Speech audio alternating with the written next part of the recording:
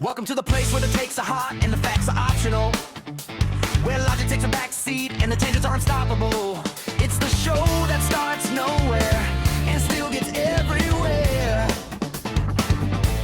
So buckle up, lean in, don't try to keep control. You're now tuned in to the kings of the rebel roll. You're now tuned in to the kings of the rebel roll. The rebel roll. Oh, welcome into another edition of the Ramble Authority, the show that starts nowhere and goes absolutely everywhere. I'm Jay, he's Alan, here to break it all down and talk about some good random topics this week. Alan, how you been? How are things going? Things are going well, just cruising through the summertime, and I saw somebody post fall's only so many days away, and I said, fall doesn't start until like December here.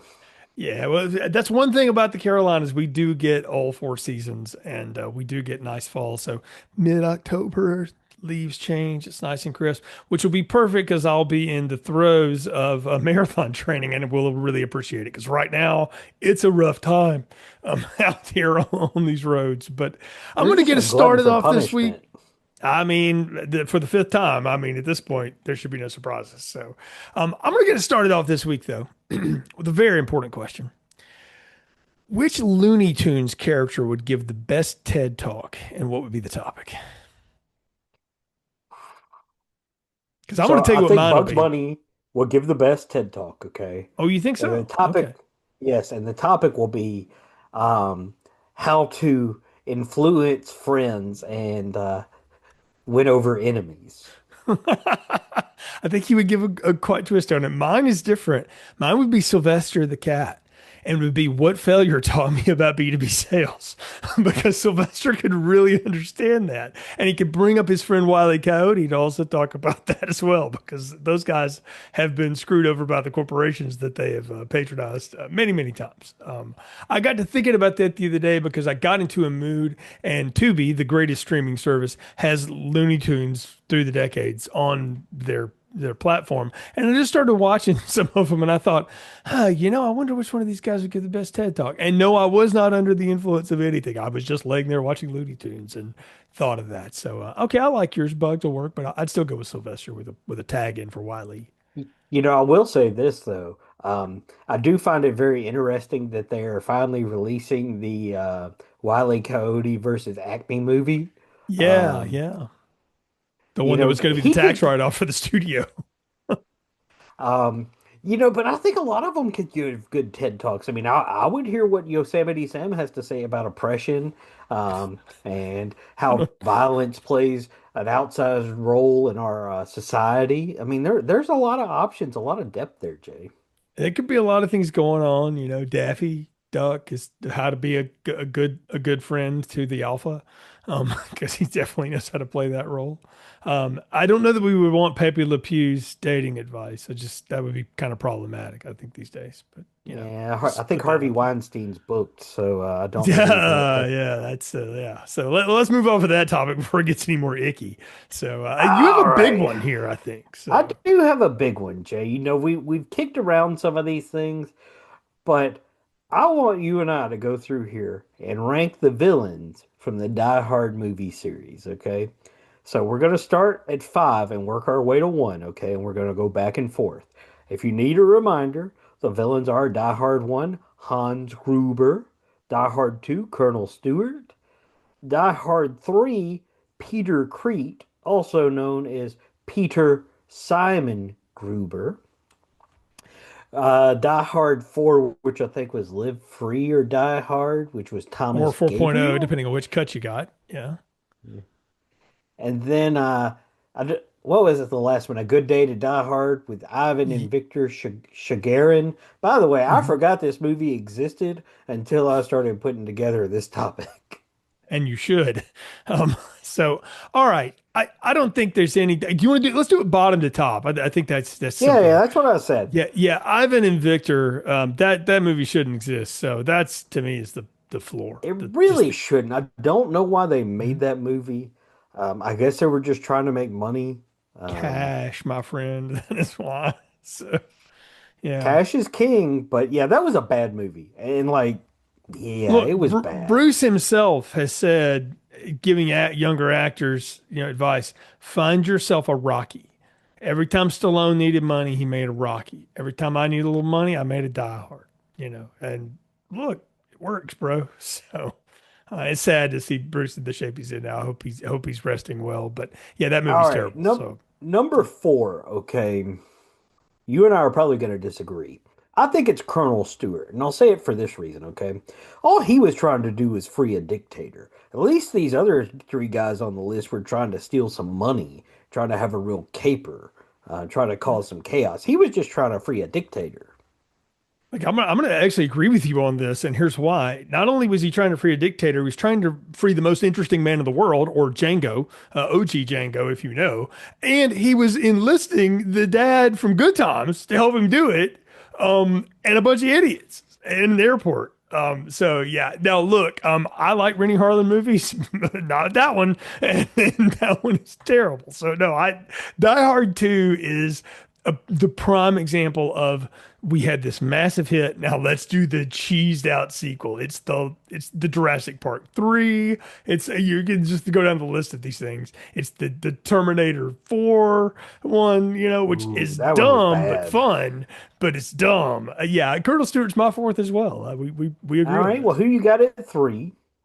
Simon Gruber, actually, I love Die Hard with a Vengeance, mostly because Samuel L. Jackson and Bruce Willis really carried that movie well. But I didn't feel like Jeremy Irons was doing a whole lot more than just repeating a riff, and he gets a lame ending.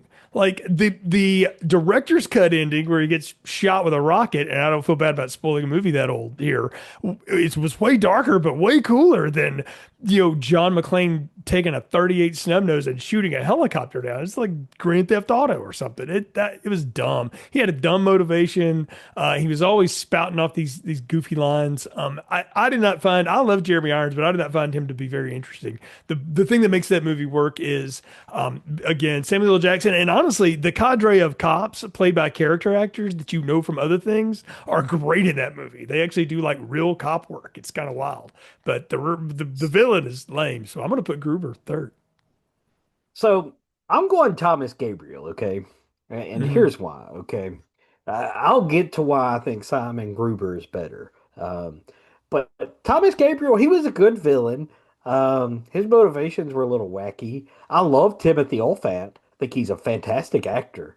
I just Mhm. feel like the villain didn't really have like a lot of depth, and he was just really annoyed with John McClane. Now he did come up with increasingly interesting ways to try to kill McClane that didn't work, which actually made the movie pretty awesome.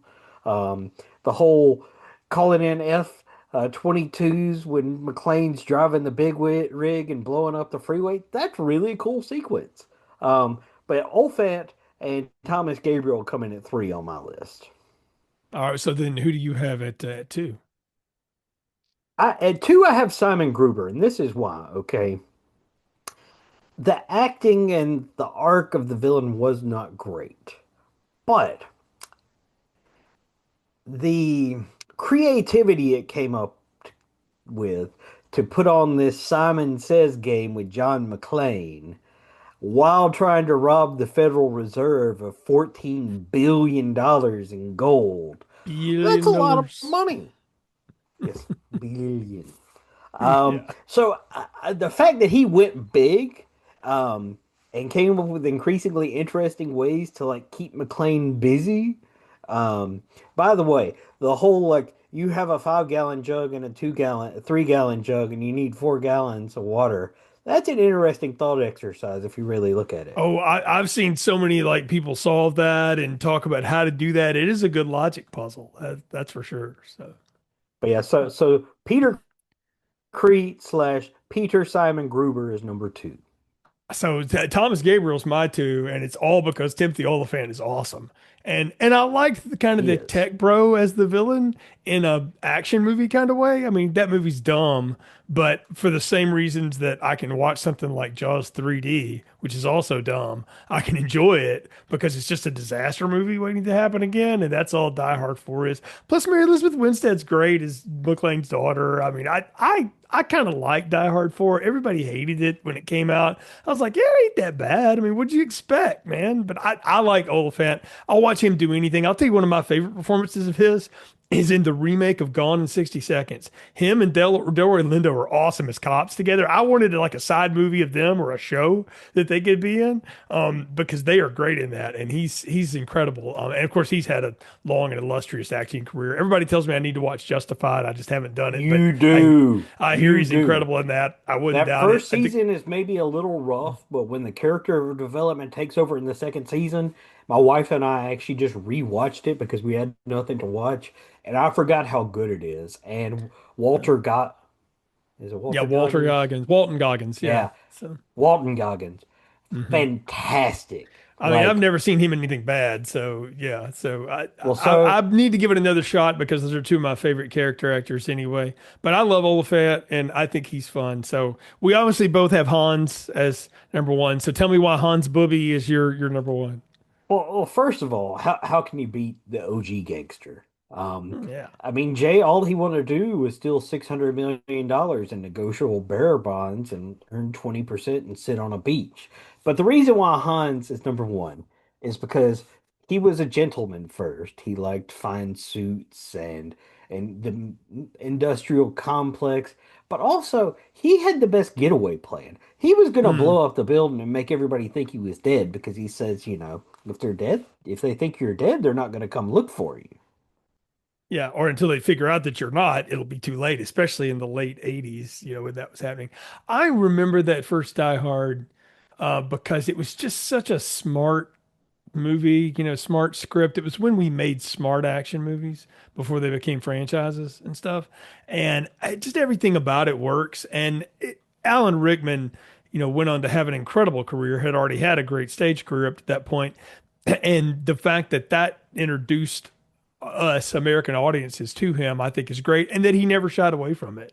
That he apparently loved it when people, talked to him about, being Hans. And he also had the best henchmen around him by far of any of these movies. Like he had the best lackeys. I Alexander mean, is anybody Godunov. better than Carl? I mean, look, Carl is a trained, ballet dancer, but he's also one of the baddest action dudes of all time. That tells you how cool that dude is. What an incredible performance, and everybody in that movie's great, and it works because John McClane is not a superhero. He's just a dude. In a wife beater with no shoes and socks, and it works. It totally works. So, yeah. And what's the dad from Family Matters? Reginald Vel Johnson. Yeah. So yeah, Bell yeah, Johnson. Yeah, I mean, yeah. he was great. Hmm. That was just a fantastic movie. And Yeah, everything about that worked. Yeah, it was a great script, and I mean, I know they hammered the stew out of it, but you give a lot of credit to that to John McTiernan, who's one of our greater directors of that era. I mean, he brought us Predator, Hunt for Red October. Those are three big. If those were the only three things he ever did, that would be incredible. But of course, he gave us a lot more. But those by the way, I'm three. going to say this: the second Predator is underrated. You know what? It's not bad. It's all right. It's a very sweaty Danny Glover, but it works. So I think it's been reappraised. Like movie Twitter's decided that's okay. So I mean, compared to most of the Predator movies, like it's real good. The only other the remotely good one that's a sequel is the Prey one that they had no Mm. faith in and they dumped on Hulu and they should have put in a theater because it was awesome. Amber Midthunder rules, by the way. So, all right, my turn now. And this is going to be more of I'm going to give a treatise here. This is my TED Talk, and then you could respond to it. We wrapped up the College World Series, a month or so back, and I enjoyed the heck out of watching that. I like watching college baseball, but it teaches us a lesson about the upcoming expanded college football playoff. And don't be mistaken, we're not sitting at 12 teams, maybe one more year. We're getting 16 and 24 pretty quick. And what it teaches you is that the best team doesn't necessarily win the tournament. It's the most healthy team that gets hot at the right time. Oklahoma had a losing record in the conference. they were one and done in their conference tournament because they realized doesn't matter. We got enough metrics. We're getting in. And you know what? They rested their dudes. They got their dudes healthy in their regional through the super regional, and they were as hot as a firecracker going into that tournament. And look, they met an incredible pitching staff and that ace that North Carolina has. That I don't know what kind of NL they dumped on him to get him to come back. But even that dude didn't scare them. They hit him out of the park too. And the fact that they blasted them in the deciding game, that was as decisive a championship win I've ever seen. But don't be surprised. I know we had it the first year, but the seedings were all goofed up, in the first year of the playoff. In a couple of years, when the 10 seed plays the 15 seed in the championship game, because they're the only ones that still had their quarterbacks healthy, or some other key player, or their defense wasn't completely shredded into oblivion by playing 18 games or whatever they're going to get to. It's going to be something like that, and people will get their feelings hurt about it. But this is what you get with expanded playoffs. Well, I'm going to look to the NFL for guidance on this. First of all, I know we've had at least two six seeds win the Super Hmm. Bowl. I know the Packers and the Steelers both wanted as six seeds because they got hot at the right time. Their quarterback Hmm. was hot, the team was healthy, and they managed to string together some wins. And the great Bill Parcells said the goal is to make the tournament and then to Hmm. win in advance. And when you get into a tournament situation, specifically a win or go home, uh, funky things happen. We used to say on the Gridiron Breakdown, that ball is pointed on both ends and it bounces weird sometimes.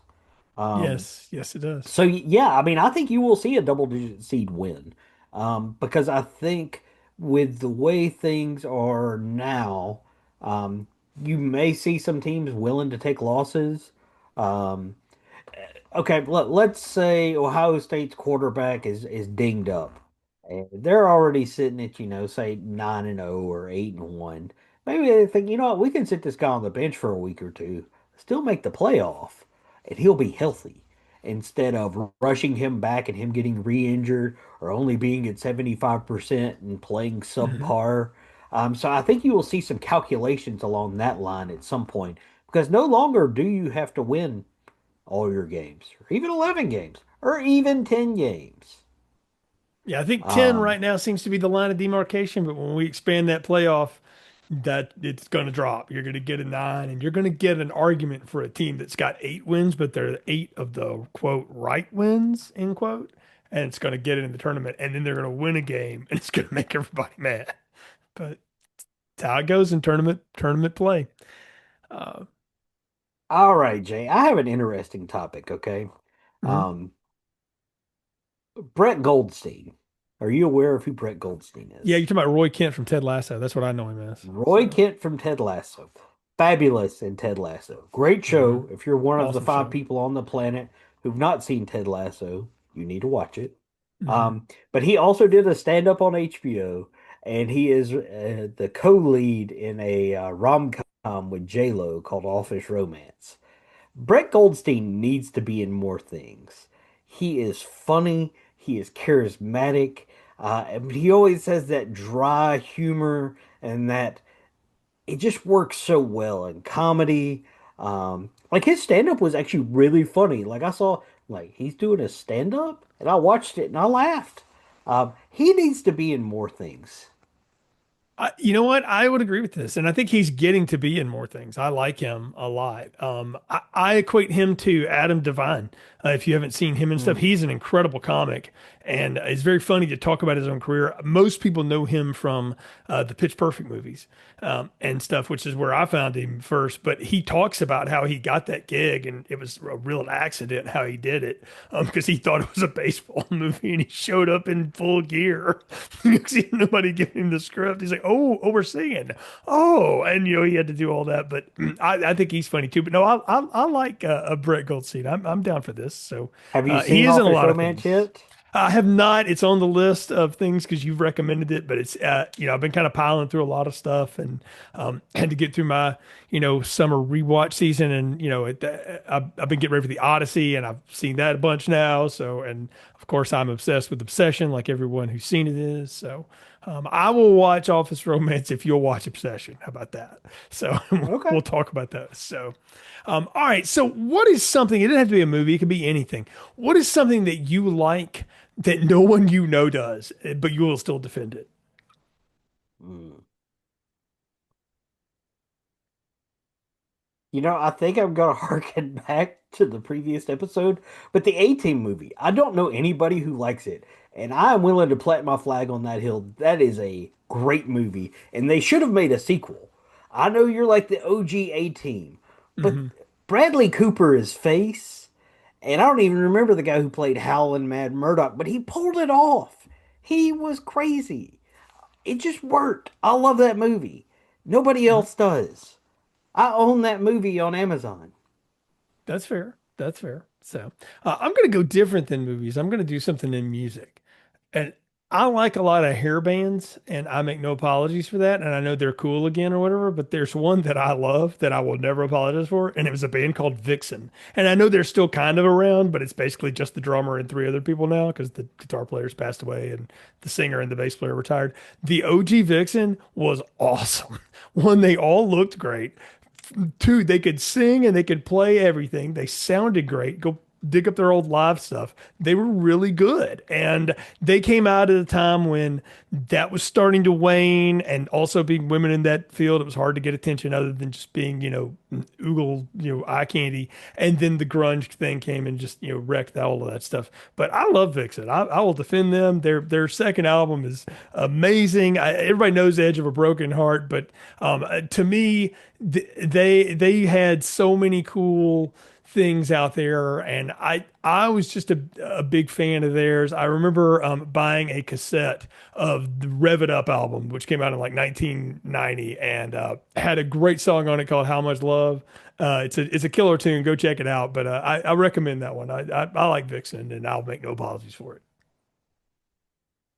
So, Jay, for my segment, um, I am pulling back the video game reviews for this one. Okay.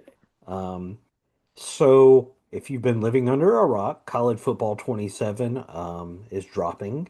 I've been able to play it, and I've seen a lot of streamers and a lot of these people online giving it just hate. But dude, this game is incredible. The running mechanics are fabulous. The lanes are naturally there. The passing game feels very natural. Um, and I've had trouble finding plays to spam to just like there's always Hmm. plays I can get. It's like, oh, I can get a first down on this play. And I can get a first down one time and I can't get a first down the second time. The macros you can set on your defenders to roll coverage in bunch sets or when they're doing stacks to prevent picks. EA, you nailed it, and I know you're going to make it better. But this game is getting a lot of hate for no reason. It is awesome. You need to check it out and convince Jay to play in an online dynasty with me and Brian. It it is getting a lot of hate because streamers want to fast track their streaming content to upgrade players, and they're like, "Oh, it's all microtransactions," when it's actually not true. One of them did come out and say, "If you just practice every week with the guy, you can build him up pretty fast." But they all want to be on level 900 at the beginning, and you can't slide and do it. I have played it a little bit, and I want to tell you. I think it is a vast improvement over the last one because of all the things you said.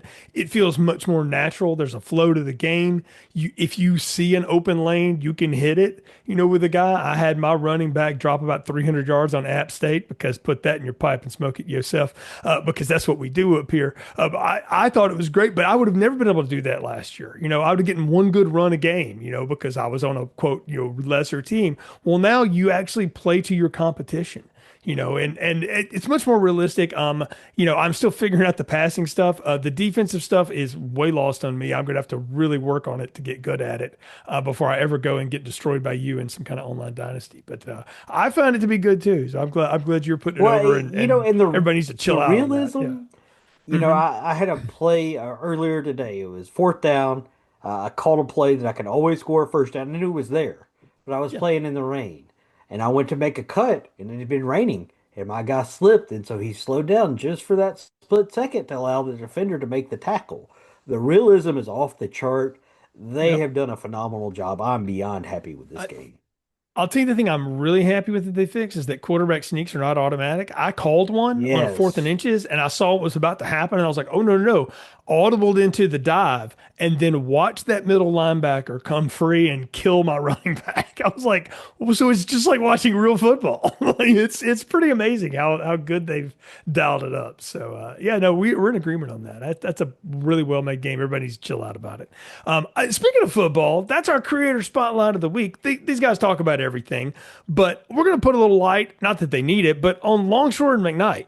Now, if you're in the Alabama area, you know those guys are Montgomery radio legends. They were on the air together for almost 30 years, but radio stupidity forced them to get off of that. Well, now they're on YouTube. They also have the podcast form, but they got a great YouTube channel. And every day during the week from 7 a.m. Central to 9 a.m. Central, they're doing their show. And if you like good football banter, John Longshore, Barry McKnight are your people. They bring on guests. They have people talk about it. The only thing they can't do is take callers anymore, but they don't really need them because it's all in the chat and they react to it and have fun. And Barry McKnight is a longtime friend of ours and has done a lot of things, podcasts with us through the years and still get a chance to talk with him every now and then. But I thought, you know what? Hey, it's football season or it's about to be football season here pretty soon. You want to start getting yourself ready, particularly if you're an SEC fan. Longshore and McKnight needs to be in your weekly digest. Yeah, I mean Barry McKnight has that golden voice. Oh, yeah. It is just amazing, and his knowledge of football is just second to none. Really, it is incredible. Really of all sports in particular. He's great in baseball and basketball, but Barry is also the voice of the Troy Trojans, we should say. So if you ever get a chance to watch Troy, mute the television and go to Varsity Network app and find Barry and just listen to Barry and then realize that your play-by-play guy sucks because Barry's the best one in the business. And so by far. So By the way, if I have to listen to Joe Tessitore more than once this season, I may like lose what's left of my hair. I recommend muting and just syncing it with Chris Stewart, who is really good, by the way. I prefer him He is. I like the Chris. Alabama stuff. Chris is good. So, but hey, you know what? It's been good talking about all these things with you all. It's been fun talking about this definitive Die Hard Villains rankings list, among other things, this week. And you never know what will happen on the next episode of the Rebel Authority. So find the show on YouTube, Apple, Spotify, wherever you find your podcast. Spread the word. Go ahead and hit that like and subscribe if you're on YouTube. Share the show as well. We appreciate the support. So tune in next time when Alan might say, Yippee-ki-yay. Welcome to the place where the takes are hot and the facts are optional. Where logic takes a back seat and the changes are unstoppable. It's the show